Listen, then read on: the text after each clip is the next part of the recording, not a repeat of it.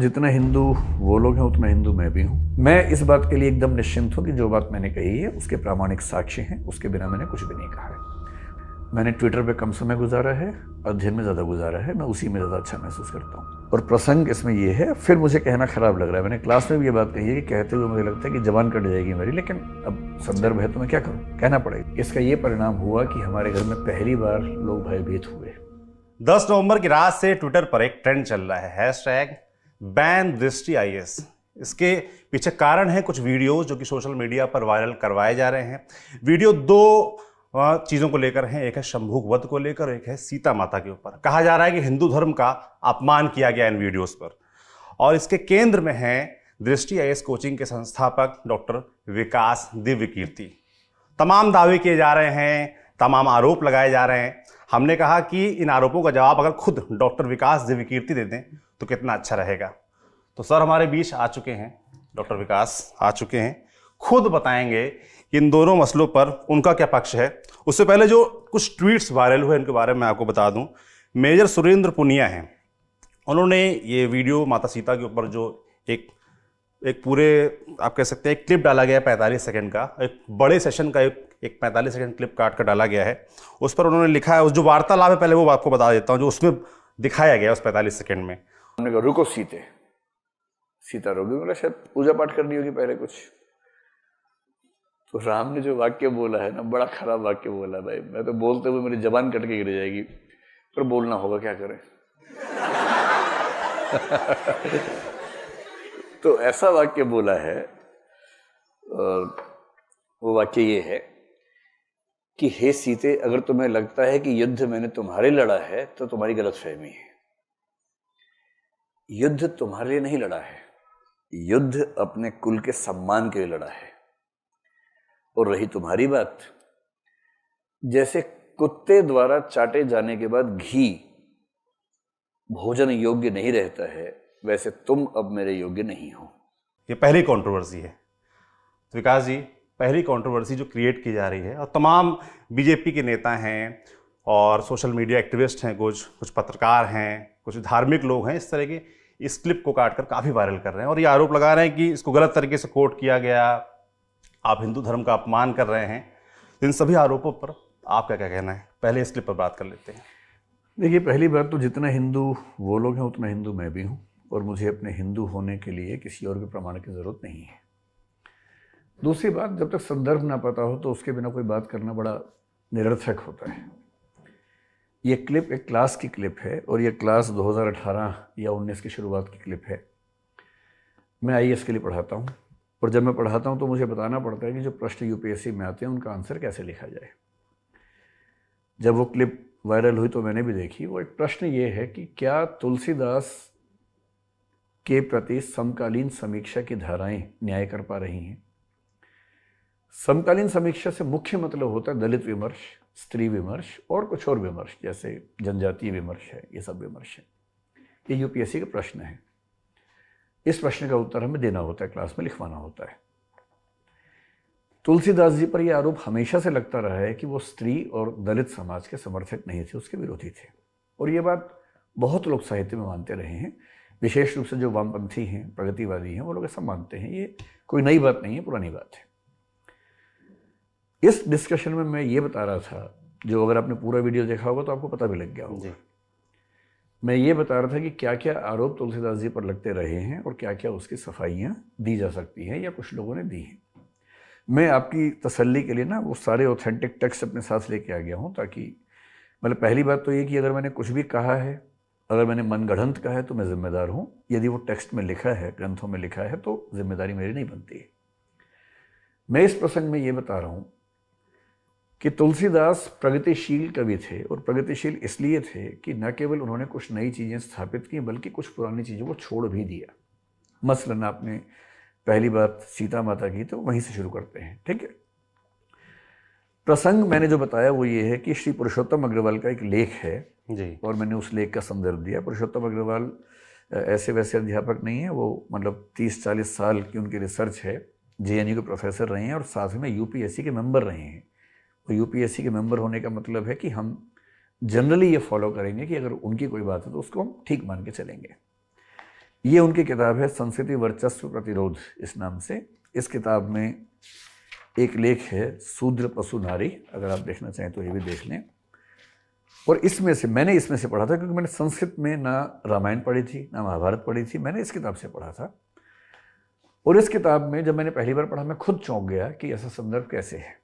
और वो संदर्भ ये है, वाल्मीकि रामायण की बात है, ये किसी और रामायण की बात नहीं है, वाल्मीकि रामायण की ही बात है। उसके उत्तरकांड में प्रसंग आता है और प्रसंग इसमें ये है। फिर मुझे कहना खराब लग रहा है, मैंने क्लास में भी ये बात कही है कि कहते हुए मुझे लगता है कि जबान कट जाएगी मेरी, लेकिन अब संदर्भ है तो मैं क्या करूं, कहना पड़ेगा। उसमें ये लिख रहे हैं लेखक कि सीता समझती रही कि युद्ध उनकी मुक्ति के लिए हुआ है। ये पृष्ठ 66 है, अगर आप में से कोई भी देखना चाहे तो 66वें पृष्ठ पर नीचे और 67वें पृष्ठ पर थोड़ा ठीक से पढ़ेंगे तो स्पष्ट होगा। जानकारी के लिए बता दूं कि किताब राजकमल प्रकाशन से छपी हुई है। सीता समझती रही कि युद्ध उनकी मुक्ति के लिए हुआ है। राम इस खुशफहमी की कोई गुंजाइश नहीं छोड़ते। यह जो युद्ध किया, विजय प्राप्त की, यह न त्वदर्शन मया कृतः, तुम्हारे लिए नहीं किया। और उसके बाद फिर वो जिक्र करें दो संदर्भों का, एक वाल्मीकि रामायण का और एक महाभारत का। बहुत इंटरेस्टिंग बात है, महाभारत का संदर्भ है। वाल्मीकि रामायण में 6/115 और उसमें 19 से 21वें श्लोक तक जो 3 श्लोक हैं उसमें लिखा है, क्या कोई अच्छे वंश में जन्मा तेजस्वी पुरुष ऐसी नारी को जो दूसरे घर में रहकर आई हो, मैत्री के लोभ में पुनर्वार ग्रहण करेगा। और आगे कुछ कठोर बातें, जिसके बाद अंत में ये कि मैंने तुम्हारा उद्धार किया है, मेरा उद्देश्य सिद्ध हो गया, अब मेरी कोई आसक्ति नहीं, तुम्हारी जहाँ इच्छा हो चली जाओ। ये वाल्मीकि रामायण का प्रसंग है। मैं वाल्मीकि रामायण भी साथ में लाया हूँ, आप चाहे तो उसमें भी देख सकते हैं। तो सर आज पूरी सब किताबें लेकर आए हैं ताकि कोई ये ना कह सके कहाँ से बोल रहे हैं। मैं बिना प्रमाणों की बात करने से बहुत बचता हूँ, संदर्भों के साथ बात करता हूँ। मैंने ट्विटर पे कम समय गुजारा है, अध्ययन में ज़्यादा गुजारा है, मैं उसी में ज़्यादा अच्छा महसूस करता हूँ। उसके एकदम बाद वो क्या कह रहे हैं, महाभारत के रामोपाख्यान में राम का कथन और भी हृदय विदारक है।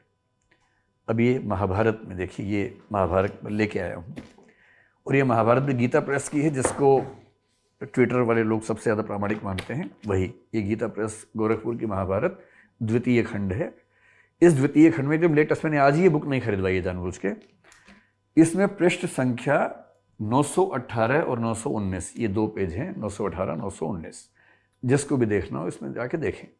और ये 291वां अध्याय है और ये अध्याय इसमें मार्कंडेय कह रहे हैं, मार्कंडेय उवाच से यहाँ से शुरू होता है। और जो श्लोक नंबर 13 है, सुवृताम सुवृताम वाप्यहम त्वामद्य मैथिली नोत्सहे परिभोगाय श्वावलीढ़ हविर्यथा। सॉरी, अब इतना खराब है कि मुझे बोलते हुए फिर उतना ही खराब लग रहा है। मिथिलेश नंदिनी, तुम्हारा आचार विचार शुद्ध रह गया हो अथवा अशुद्ध, अब मैं तुम्हें अपने उपयोग में नहीं ला सकता। ठीक उसी तरह जैसे वही बात की जो कुत्ते के चाटे हुए भविष्य को कोई भी ग्रहण नहीं करता। यही बात पुरुषोत्तम जी ने अपने लेख में लिखी थी, इसको कोट करते हुए। अब सवाल है कि हम क्या करें। यूपीएससी में प्रश्न ऐसे पूछे जाएंगे कि स्त्री विमर्श के परिप्रेक्ष्य में तुलसीदास का मूल्यांकन करें, दलित विमर्श के परिप्रेक्ष्य में मूल्यांकन करें। स्त्री विमर्श की बात करते ही इसको कोट किया जाता है कि ऐसा रामायण में था। और महानता क्या है तुलसीदास की? तुलसीदास जी ने रामायण के उन प्रसंगों को छोड़ दिया जो रामायण में थे और ठीक नहीं थे। सीता परित्याग, सीता के परित्याग की कहानी हर बच्चा जानता है भारत में। बहुत इंटरेस्टिंग बात है कि वो तुलसीदास की रामचरितमानस में नहीं है, वो रामायण में है, वाल्मीकि रामायण में है और उत्तर रामचरित में है, लेकिन रामचरितमानस में नहीं है। इससे तुलसीदास इस मामले में प्रगतिशील साबित होते हैं। और ये कथन महाभारत का कथन है जिसमें इस संबंध का जिक्र किया गया है। और मेरे इस वीडियो के क्लिप में आपने देखा भी होगा, मैंने जिक्र किया है कि शायद पुरुषोत्तम अग्रवाल जी ने किसी पुस्तक में इसका कोटेशन दिया है। वही पुस्तक आपके सामने मैं लेके आया हूँ, आपको संदर्भ देखना हो तो देख सकते हैं। ये एक डिबेट हुई, मेरे ख्याल से पहली डिबेट आप इसी की बात करना चाह रहे थे, है ना? तो ये जो वीडियो सर 45 सेकंड का जो क्लिप शेयर किया जा रहा है, इस जो आपने बताया ये पूरी बातचीत इस विषय पर थी, इसी पर थी, लेकिन उसमें से काट के उतना ही शेयर किया गया। उस पूरी बातचीत के अंत में मैं ये कह रहा हूँ कि तुलसीदास प्रगतिशील क्यों हैं? क्योंकि तुलसीदास ने ऐसे संदर्भों को छोड़ दिया रामचरितमानस में जो परंपरा से चले आ रहे थे कि हे सीते, अगर तुम्हें लगता है कि युद्ध मैंने तुम्हारे लड़ा है तो तुम्हारी गलतफहमी है। युद्ध तुम्हारे लिए नहीं लड़ा है, युद्ध अपने कुल के सम्मान के लिए लड़ा है। और रही तुम्हारी बात, जैसे कुत्ते द्वारा चाटे जाने के बाद घी भोजन योग्य नहीं रहता है, वैसे तुम अब मेरे योग्य नहीं हो। संस्कृत के एक ग्रंथ में राम के मुंह से यह कहलवाया गया है। ये राम नहीं कह रहे, लेखक कह रहे हैं। लेखक लोग अपने मन की बातें चरित्रों के मुंह से कहलवाते हैं और छवि बनती है चरित्र की, छवि बिगड़ती है उसकी। तुलसीदास जी एकदम चुपचाप गोल कर गए इस पूरे मामले को। उनको पता था कि ये सब नहीं चलेगा, फेमिनिज्म पैदा होने वाला 3-4 साल बाद, और उस समय की महिलाएं बैंड बजा देंगी। हालांकि फिर भी ऐसी बातें महिलाओं के लिए कह गए हैं कि बैंड बजाने के लिए पर्याप्त कारण है। राम अच्छे बुरे का प्रसंग नहीं है, एक ही राम है। उन पर वाल्मीकि भी लिखते हैं, उन पर 9वीं शताब्दी में आके भवभूति लिखते हैं उत्तर रामचरित में, वो भी लेके आए। ये उत्तर रामचरित भी लेके आ गया हूँ आपके लिए जानबूझकर, ठीक है। इन्हीं राम की कहानी पर हम 16वीं सेंचुरी में देखते हैं, तुलसीदास जी भी लिखते हैं रामचरितमानस। इन्हीं पर कृतिवास रामायण बांग्ला में लिखी गई है। इन्हीं राम की कहानी पर निराला राम की शक्ति पूजा लिखते हैं 1936 में। इन्हीं राम की कहानी पर साकेत मैथिली गुप्त ने लिखा है, वो भी राम है। जब वो राम तुम्हें यह देश ना भूले, धाम धरा धन जाए भले ही, यह अपना उद्देश्य ना भूले, जब वो इस तरह की बात करते हैं तो वो भी राम के बारे में बातचीत है। ये सारी राम की कथाएं बदलती जाती हैं। फिर 20वीं सेंचुरी के मिड में संशय की एक रात में नरेश मेहता राम के संशय पर एक पूरी नई तरीके से प्रस्तुति करते हैं। अब सवाल है कि अगर हिंदी साहित्य में और हिंदी से पहले के साहित्य में भी राम की कथाओं में इतने वेरिएशंस आ रहे हैं, और हमसे प्रश्न यूपीएससी में पूछा जाए कि राम को लेकर नई समीक्षा क्या बोलती है, समकालीन समीक्षाएं क्या कहती हैं, तो उसका जवाब क्या दें? जब तक हम संदर्भ न कोट करें तो फिर अंक नहीं मिलेंगे बच्चों को। तो मेरी क्या जिम्मेदारी बनती है? तो मैं इस बात के लिए एकदम निश्चिंत हूं कि जो बात मैंने कही है उसके प्रामाणिक साक्ष्य हैं, उसके बिना मैंने कुछ भी नहीं कहा है। और ये मेरा भक्ति भाव नहीं है। मैं जब क्लास में होता हूं तो मैं भक्ति भाव से क्लास नहीं लेता हूं। क्लास लेता हूं इस उद्देश्य से कि विद्यार्थी को क्या पता होना चाहिए, क्या उसको परीक्षा में लिखना है, न कि इस भाव से कि मेरे व्यक्तिगत विचार क्या है, मेरी व्यक्तिगत आस्थाएं क्या है। दूसरा जो वीडियो वायरल हो रहा है वो शंभूक वध को लेकर है जी, उस पर क्या कहेंगे आप? शंभूक का जो प्रसंग है ये बहुत ही विवादास्पद प्रसंग है हमारी रामकथा में, और मतलब अच्छा तो नहीं लगता है, मुझे भी नहीं अच्छा लगता है। मैं ईश्वर से प्रार्थना करता हूँ कि काश ये प्रसंग न होता, पर ये प्रसंग है तो मैं क्या करूँ इसमें। ये जो पुस्तक है इसका नाम आपने खूब सुना होगा, ये रामायण है, श्रीमद् वाल्मीकि रामायण। गीता प्रेस गोरखपुर से छपी है, उसका द्वितीय भाग है। ये पुरानी पुस्तक मेरे पास रखी थी, मैं वहीं से लेके आ गया हूँ। ये उसका पृष्ठ संख्या 774 और 775 है। इसको भी आप आराम से ध्यान से देख सकते हैं, ठीक है। 775वें पृष्ठ पर इसका 76वां सर्ग शुरू हो रहा है, और 76वें सर्ग में ये कहानी पहली बार आई है, उत्तरकांड में आई है। अब आज मैंने ट्विटर पे कुछ लोगों ने मुझे रेफरेंसेस भेजे जिसपे लोग कह रहे हैं कि रामायण में तो उत्तरकांड है ही नहीं, तो ये उत्तरकांड की बात कैसे कर रहा है? ये गीता प्रेस है, रामायण है, ये रामायण का उत्तरकांड है। इसमें आप अगर देखना चाहें तो देखें, सबसे ऊपर क्या लिखा है, उत्तरकांड। अब कुछ लोगों ने अपनी कल्पना से ये मान लिया कि उत्तरकांड रामचरित या रामायण का हिस्सा नहीं है, तो उसमें मैं क्या कर सकता हूँ, इसमें तो लिखा हुआ उत्तरकांड। और इस प्रसंग में जो बात कही जा रही है वो क्या है? देखिए, मैंने ये संदर्भ क्यों दिया, तुलसीदास क्यों प्रगतिशील हैं। प्रसंग ये है कि शंभूक एक शूद्र व्यक्ति था, वो तपस्या कर रहा था त्रेता युग में।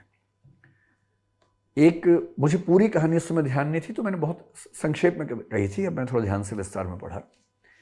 एक ब्राह्मण के पुत्र की असमय मृत्यु हो गई 12-13 साल की उम्र में, तो वो रोता हुआ विलाप करता हुआ राजा राम के पास पहुंचा। राम उस समय राजा बन चुके हैं। तो राम ने पूछा, बताओ क्या बात है भाई? तो उसने बताया कि मेरे पुत्र की असमय मृत्यु हुई है, और ऐसी अकाल मृत्यु हमारे राज्य में कभी नहीं होती थी, जरूर कोई अधर्म हो रहा है। और चर्चा होते होते समझ में आया कि अधर्म का मतलब ये है कि कोई ब्राह्मण या क्षत्रिय के अलावा कोई है जो तपस्या कर रहा है, उसमें यह प्रसंग आता है। तो फिर राम को निर्देश मिला कि वो इस चीज़ को सुधारें। राम खोजते हुए गए, और जब खोजने के बाद पहुंचे तो उनको ऐसा दृश्य दिखा, एक व्यक्ति पेड़ से उल्टा लटका हुआ तपस्या कर रहा था। राम ने उससे पूछा, बड़ी विनम्रता से पूछा कि आप कौन हैं, किस वर्ग से हैं, किस जाति से हैं, किस समुदाय से हैं? और लंबी बातचीत हुई। उसके बाद उसने बताया कि आप मुझे शूद्र समझिए, ये तीसरे श्लोक का हिस्सा है, आप मुझे शूद्र समझिए, मेरा नाम शंबूक है। उसका जो अगला छंद है, भाषतस्तस्य शूद्रस्य खड्गम सुरुचिर प्रभम निष्कृष्य कोशाद विमलम शिरच्छेद राघव। वो क्या कह रहा है? वह इस प्रकार कह ही रहा था कि श्री रामचंद्र जी ने म्यान से चमचमाती हुई तलवार खींच ली और उसी से उसका सिर काट लिया। और अगला छंद कह रहा है कि जैसे उसका वध हुआ, इंद्र व अन्य देवता बहुत अच्छा कहकर भगवान श्री राम की अभ्यर्थना करने लगे। ये प्रसंग वाल्मीकि रामायण में है। बुरा प्रसंग है। वाल्मीकि के समय में शायद ये सामाजिक चर्चा इतनी नहीं होती होगी, सोशल डिस्कोर्सेस वैसे नहीं होंगे। सीधी सी बात है, हम भी अपने समय की सीमाओं से बंधे हुए हैं। हर व्यक्ति बंधा होता है, हर लेखक बंधा होता है। इसके लगभग 1000 साल बाद 9वीं शताब्दी में भवभूति ने उत्तर रामचरित लिखा। भवभूति बहुत महान साहित्यकार हैं। ये भवभूति का उत्तर रामचरित है। ठीक, भवभूति के उत्तर रामचरित में भी ये प्रसंग आता है। और मैंने इस प्रसंग को यहाँ से नहीं पढ़ा था, ये तो मैंने आज पहली बार पढ़ा। मैंने कहाँ से पढ़ा था? दिल्ली विश्वविद्यालय के बहुत प्रसिद्ध प्रोफेसर रहे हैं, प्रोफेसर विश्वनाथ त्रिपाठी। उनकी किताब है लोकवादी तुलसीदास। तुलसीदास का अध्ययन करने के लिए मानते हैं कि इससे बढ़िया कोई किताब नहीं, इतनी गहरे अनुसंधान से किताब लिखी हुई है। और विश्वनाथ त्रिपाठी होना मजाक नहीं है। 50-60 साल की तपस्या करनी पड़ती है, तब जाके व्यक्ति उस स्तर पे अध्ययन कर पाता है। सारी पुस्तकों का अध्ययन विश्लेषण किया उन्होंने। मैंने ये किताब पढ़ी हुई थी और इस किताब में क्या लिखा है मैं कुछ पंक्तियां पढ़ देता हूँ। वाल्मीकि, भवभूति, तुलसी और निराला के राम चरित्र में जो अंतर है उसका कारण इन महावीर कवियों के युगबोध का अंतर है। राम कथा में एक प्रसंग ऐसा है, ये इसमें पृष्ठ 25 पर है, कोई पढ़ना चाहे तो पृष्ठ 25 में इस पूरे प्रसंग को देख सकता है। राम कथा में एक प्रसंग ऐसा है जहां वाल्मीकि और भवभूति के राम शंबूक नामक शूद्र का वध करते हैं। उस बेचारे का कसूर यह था कि शूद्र होकर भी तपस्या कर रहा था। वाल्मीकि के राम का प्रसंग है, तो जो मैंने आपको बताया कि जैसे ही उसने बताया कि मैं शूद्र हूँ, उसको अगले क्षण रुचिर प्रभा वाली विमल तलवार को म्यान से निकालकर उसका सिर काट लिया। लेकिन वाल्मीकि के बाद जब भवभूति का जिक्र आता है, बहुत अच्छी बात है कि भवभूति के राम के मन में अंतर्द्वंद्व है कि क्या मैं इसको मारूं या ना मारूं। ये उस वीडियो में है, जो पूरा वीडियो है, मैंने यही बात बताई है उसमें।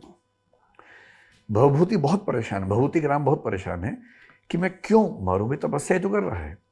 और फिर क्या लिखा है? भवभूति के राम के हृदय में शंबूक को मारते समय द्वंद्व है, उनके मन में करुणा जगती है। फिर अपने को निर्मम बताते हुए कहते हैं कि हे कठोर गर्भा सीता को घर से निकाल देने वाले मेरे दाहिने हाथ, तुझ में करुणा कहाँ।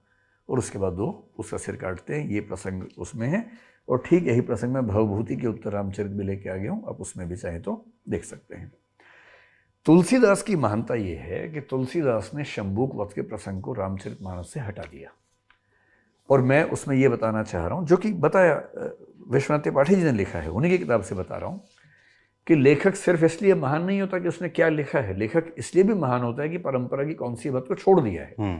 तुलसीदास जी ने शंबूक वध के प्रसंग को छोड़कर महानता दिखाई, सीता परित्याग को छोड़कर महानता दिखाई, और इस प्रसंग को बताते हुए पीछे के संदर्भ देने पड़ते हैं। उसी पर यह सारा का सारा शोर हुआ है। साध्वी प्राची विश्व हिंदू परिषद के नेता हैं, उन्होंने भी एक ट्वीट किया है और अपौरुषेय वाली बात का वो जिक्र कर रही हैं आपकी वीडियो का रेफरेंस देते हुए, और लिखा है कि इनके जैसे जितने भी विलियम, मैडम और मैकाले के मानस पुत्र हैं, वे जब जब धार्मिक विषयों पर अपनी चोंच खोलते हैं तब तब अपने मुख से मल वचन नहीं करते हैं। और अपौरुषेय शब्द को लेकर जो आपका ये वेद कितने पुराने हैं, इसको लेकर जो विषय आपने रखा था अपना, मतलब उस पर उनका कटाक्ष कौन है नहीं जानता हूँ, मैं ट्विटर पर हूँ ही नहीं। जी, मैंने आज तक ना एक भी ट्वीट किया है, तो मुझे बहुत आइडिया रहता नहीं इन चीज़ों का। लेकिन जो भी है, अगर मेरी किसी बात से आपत्ति है तो कितना बेहतर है कि मुझसे संवाद करने सामने आके, ऐसी क्या दिक्कत है। और जो आप अपौरुषेय, मुझे नहीं पता है क्या वीडियो क्लिप है, लेकिन मैं अंदाजे से बताता हूँ। भारत के कुल 9 दर्शन हैं, और ये जो वीडियो आप, इसमें मैं बता दूं क्या है। इसमें आप किसी एक आदमी का जिक्र कर रहे हैं कि जो कह रहा है कि वेद बहुत पुराने हैं, तो एक बच्चे ने पूछा कितने पुराने, फिर हिमालय की बात आ गई, तो उन्होंने कहा हिमालय भी बने। एक हंसी मजाक। एक बात ये भी है कि ये सारे वीडियो ना यूट्यूब से बहुत पहले के वीडियो हैं, मतलब जब मैं यूट्यूब पे नहीं था उस समय के। क्लास में होने वाली सामान्य बातचीत है, बच्चों से हंसी मजाक है। 3 घंटे की क्लास में हंसी मजाक के बिना ना बच्चे बैठ नहीं पाते हैं, हंसी मजाक हम करते हैं। ये हमारे यूट्यूब चैनल पे नहीं है, किसी ने उस वीडियो कोर्स में से क्लिप निकाल के चला दी है, हमारी सहमति नहीं है इसमें, ये हमारा चैनल नहीं है। ये एक पेड कोर्स की क्लिप निकाल के चलाई गई है बिना हमारी सहमति के। इस बात को ठीक से समझना है। मतलब अगर मैं इसका प्रचार कर रहा होता तो अलग बात थी। मैं इन चीज़ों का प्रचार नहीं कर रहा हूँ क्योंकि मुझे पूरा संदर्भ पता है किस बारे में बातचीत चल रही है। अब बहुत इंटरेस्टिंग बात है कि जो भारत के 6 आस्तिक दर्शन हैं उनमें से कुछ मानते हैं कि वेदों को ईश्वर ने रचा है। एक दर्शन मुख्य रूप से मीमांसा मानता है कि वेदों को ईश्वर ने भी नहीं रचा है, वेद प्राकृतिक हैं, अपौरुषेय हैं, किसने लिखा ही नहीं है। मेरी व्यक्तिगत राय ये है कि ये बात मानना मुश्किल काम है कि अगर कोई रचना है तो वो रचना किसी ने तो की ही होगी। आप बेशक ये मान लें कि ईश्वर ने की है, लेकिन ईश्वर ने भी नहीं की है तब भी वेद लिखे हुए हैं। तो ये मेरी व्यक्तिगत राय है और लोकतंत्र में हर व्यक्ति को व्यक्तिगत राय रखने का हक तो है ही। अगर मेरी राय है कि वेद अपौरुषेय नहीं होने चाहिए, वेदों की रचना किसी ने की होगी, किसी बहुत विद्वान ने की होगी, तो इसमें क्या गलत है? मेरी राय है और अपनी राय रखना लोकतंत्र में कोई अपराध तो है नहीं। एक और कीर्ति आज़ाद, पहले क्रिकेटर, पूर्व क्रिकेटर हैं, जी जी जी, उन्होंने भी सीता माता वाला वीडियो उठाकर उन्होंने इस पर लिखा है। उनको शायद कुछ लोग ट्रोल कर रहे हैं, तो उन्होंने लिखा है कि जो मुझे ट्रोल कर रहे हैं उनकी जानकारी के लिए ये पंक्तियाँ वाल्मीकि रामायण की नहीं हैं, कोई भी कुछ लिख दे वो सत्य नहीं हो जाता। ये वाल्मीकि रामायण है, मैं यहीं छोड़ के चला जाता हूँ, आप उनको बुला के दिखा दीजिए। कीर्ति आज़ाद जी, आपका स्वागत है, क्या कह आकर पढ़ जाइए या मुझे बुला लीजिएगा, मैं दिखा दूंगा उसमें से लाइनें। तो सर, ये जो सोशल मीडिया पर चलता रहता है इस तरह का कि एक छोटा सा एक 3 घंटे की क्लास से 45 सेकंड क्लिप, जिसमें कि आप ये बात कह रहे हैं कि पूरा एक रेफरेंस के साथ एक पूरा एक सब्जेक्ट है उसके बारे में, एक सवाल का जवाब दे रहे हैं विस्तार से, उसका एक क्लिप काट के चला देना, इस तरह के लोगों के लिए क्या संदेश है आपका? दरअसल हो क्या रहा है कि हम एक संक्रमण काल में हैं। आज से पहले क्या होता था कि एक जगह बातचीत हुई, वो बातचीत लुप्त हो गई, खत्म हो गई। अब हम कहीं भी हैं तो रिकॉर्डिंग हो रही है और रिकॉर्डिंग हो गई तो वो हमेशा के लिए स्थायी हो गई, उसको आप खत्म नहीं कर सकते हैं। सुप्रीम कोर्ट में एक डिस्कशन चलती है आजकल जिसको बोलते हैं राइट टू बी फॉरगॉटन, कि मुझे भुला दिया जाए, मेरी किसी बात को भुला दिया जाए, इसका अधिकार होना चाहिए। कुछ देशों ने दिया भी है, हमारे देश में नहीं है। आजकल तो स्थिति ये है कि एक वीडियो क्लिप किसी की बनी है, उसके बाद वो मर जाएगा तो भी वो क्लिप उसका पीछा नहीं छोड़ेगी। तो ये हमारे दौर का सच है, इस सच से कोई नहीं बच सकता है, हम भी नहीं बच सकते हैं। लेकिन मेरा निवेदन सिर्फ इतना है कि जब सोशल मीडिया इतना ताकतवर है, हर बात को अफवाह बनाना इतना आसान है, तो शक्ति का दुरुपयोग नहीं करना चाहिए। क्योंकि जब शक्ति होती है तो शक्ति को सही प्रयोग करने का विवेक होना भी उतना ही ज़रूरी है। बाकी मुझे लगे कोई भी विवाद हो तो मैं आपको ये कहना चाह रहा हूँ कि जब भी विवाद हो आप मुझे बुलाइए, मेरी बात पूछ लीजिए, मुझे कोई आपत्ति नहीं है। मैं कोशिश करता हूँ कि कोई बात बिना प्रमाणों के, बिना तथ्यों के ना करूँ, आमतौर पर ये कोशिश करता हूँ। बाकी ह्यूमन मिस्टेक सबसे होती हैं, मुझसे भी होती है, हुई होंगी। अगर मुझसे गलती हुई है तो मैं क्षमा प्रार्थी हूँ, लेकिन इन तथ्यों के लिए मेरे पास ये सारे साक्ष्य हैं। तथ्यों से बात होनी है। सोशल मीडिया पे वैसे भी जो तीरंदाज लोग हैं वो तथ्यों का ख्याल बिल्कुल नहीं रखते, एक छोटी सी क्लिप उठाते हैं और वायरल कर देते हैं। आपके समर्थन में भी तमाम लोग हैं और सोशल मीडिया पर जब एक बैन का ट्रेंड चल रहा था तो आज एक सपोर्ट का भी ट्रेंड चला, जो कि इंडिया पर नंबर 1 पर चल रहा था आज की तारीख में, कि आई सपोर्ट दृष्टि IAS करके, वो नंबर 1 पर चल रहा था। और वो लोग ज़्यादातर इस स्क्रीनशॉट को डाल रहे थे जिसको आपने दिखाया भी महाभारत से है। तो मैं ये पूछने वाला था कि सर ये कहाँ से है? महाभारत से आपने इस बारे में बता दिया। महाभारत का रामोख्यान नाम का हिस्सा है वहाँ से। जी, तो सपोर्टर से क्या कहेंगे? मतलब सपोर्ट भी अंधेपन से ना करें। अगर देखिए, भगवान राम, मतलब मेरी राय में मर्यादा के सबसे अच्छे उदाहरण वही हैं। तुलसीदास जी के भगवान राम ने खुद एक बात कही है, बड़ी अच्छी बात कही है, और वो ये, मुझे लगता है मैनेजमेंट का लेसन है। वो अपने भक्तों से कह रहे हैं कि मैं ये चाहता हूँ, सो वो एक वाक्य में भूल रहा हूँ, मम अनुशासन माने जोई, पर उसके बाद वो कहते हैं कि मुझे वो लोग पसंद हैं जो मेरी बात को मानते हैं, लेकिन अगर मैं कहीं गलती कर बैठूं तो मुझे भी बिना भय के रोक सकें, टोक सकें, मैं ऐसे भक्तों को पसंद करता हूं। ये भगवान राम का कथन है। तो सो मोही बर जिहु भई बिसराई, ये पंक्ति आती है। तो मेरा मानना है कि अगर मुझे नहीं पता मेरे समर्थक ट्विटर पे कौन है, विरोधी कौन है, मैं ट्विटर पे हूँ ही नहीं, मुझे नहीं पता रहता, पर समर्थक है उनसे भी कहूँगा कि अंध समर्थन ना करें। विरोधियों से कहूँगा कि एक बार विरोध करने से पहले तथ्य को देख लें, और लोकतंत्र है, विरोध करने का अधिकार तो है ही, क्यों नहीं? अगर मैं गलत हूं तो विरोध होना ही चाहिए, सबका होना चाहिए। तो जो भी कंट्रोवर्सी थी, जो भी वीडियो वायरल किए जा रहे हैं, जो भी आरोप लगाए जा रहे हैं, सभी पर विकास देव कीर्ति जी ने बिल्कुल आराम से विस्तार से जवाब दे दिया है, तर्क सहित दिया है। किताबें साथ लेकर आए थे, धर्म ग्रंथ साथ लेकर आए थे, सभी रेफरेंसेस दिखाए, कोट किए, वो साफ साफ आपने देखे। जो वीडियो चल रहा है वो आपने देखा, जो पूरी बात रखी गई वो आपने सुनी। तो मुझे लगता है कि आपको समझ में आ गया होगा कि सच्चाई क्या है। ज़्यादा मेहनत नहीं करनी पड़ती है, थोड़ा सा रिसर्च करनी पड़ती है, थोड़ी सी जिज्ञासा दिखानी पड़ती है किसी भी सच को जानने के लिए।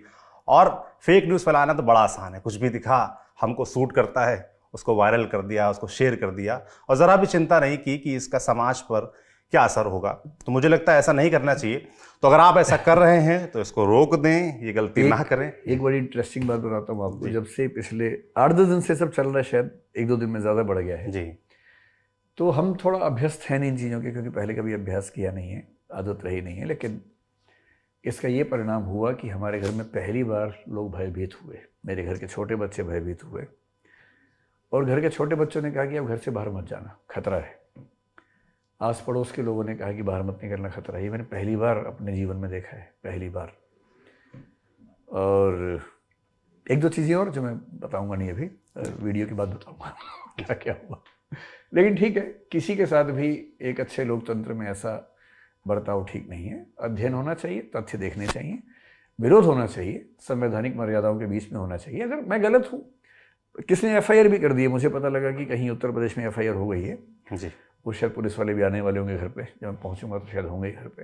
तो ठीक है, अगर मैंने कुछ गलत किया उस पर एफआईआर करें, गलत है तो गिरफ्तार करें, केस चलाएं मेरे ऊपर, सुप्रीम कोर्ट, हाई कोर्ट, जहाँ केस चलेगा चलेगा।